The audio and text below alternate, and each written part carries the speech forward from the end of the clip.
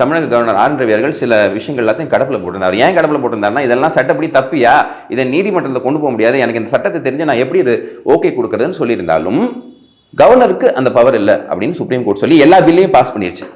அதில் ஒரு பில் தான் இந்த துணைவேந்தரை அப்பாயிண்ட் பண்ணக்கூடிய பவர்ஸ். ஸோ அது வந்து சிஎம்க்கு இருக்கு அப்படின்னு அவங்க ஒரு சட்டத்தை கொண்டு வரானுங்க. கிடையாதுன்னா உன் ஜூரிஸ்டிக்ஷன்லேயே அப்படி கிடையாது, உன்னால் இந்த சட்டத்தை இயற்ற முடியாது, இது இஸ் பியாண்ட் யுவர் பவர்ஸ் அப்படிங்கிற விஷயத்தை கொண்டு போய் நீதிமன்றத்துக்கு முன்னாடி வைக்கிறாங்க.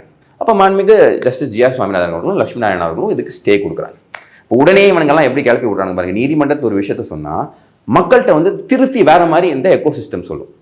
அப்போ இவங்க என்ன சொல்கிறாங்கன்னா, பாருங்க சுப்ரீம் கோர்ட் சொல்லிருச்சு, அதை எதிர்த்து இவர் டிசிஷன் கொடுக்குறாங்க. ஏன்டா அறிவேட்ட முண்டங்களா, சுப்ரீம் கோர்ட் சொன்ன decision abiding by all other courts in the country, அதை எதிர்த்து ஒருத்தர் பண்ணுவாங்களா? இதுக்கெல்லாம் பின்னாடி யார் இருக்காங்கன்னு நான் பிலீவ் பண்ணுறேன்னா ஸ்ட்ராங்காக திரு வில்சன் அவர்கள். இதுதான் திமுகவோட கேம். திரு வில்சன் அவர்கள் யார் அப்படின்னு பார்த்தீங்கன்னா, திமுக எம்பி, பாராளுமன்ற உறுப்பினர் இந்த வில்சன். இவரும் ஒரு சீனியர் அட்வொகேட். இந்த திமுக கும்பல் இருக்கு பார்த்தீங்களா, அட்வொகேட் கும்பல், இவங்களை எல்லாம் வழி நடத்தி செல்வது வில்சன் அவர்கள் தான்.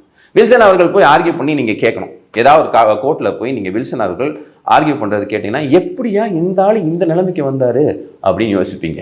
அதற்கு உண்டான சீக்கிரட்டும் நான் சொல்லியிருந்தேன். திமுகவுக்கு சிங்சான் சிங்சான் சிங்சான் அடிச்சுக்கிட்டே இருந்தீங்க அப்படின்னா, அவனுக்கு திறமை இருக்கோ இல்லையோ, இந்த கோட்டு போட்டு பல பேர் சுற்றிட்டு இருப்பாங்க. அதே மாதிரி தான் இந்த கும்பல். இது கொஞ்சம் சீனியர், அது கொஞ்சம் ஜூனியர். இவங்களுக்கெல்லாம் திறமை இருக்கோ இல்லையோ, திமுகவுக்கு மாறாம ஜால்ரா அடிச்சு சிங்சாங் சிங்சாங் சிங்சாங்னு அடிச்சதுனால இவங்க வந்துடுவாங்க.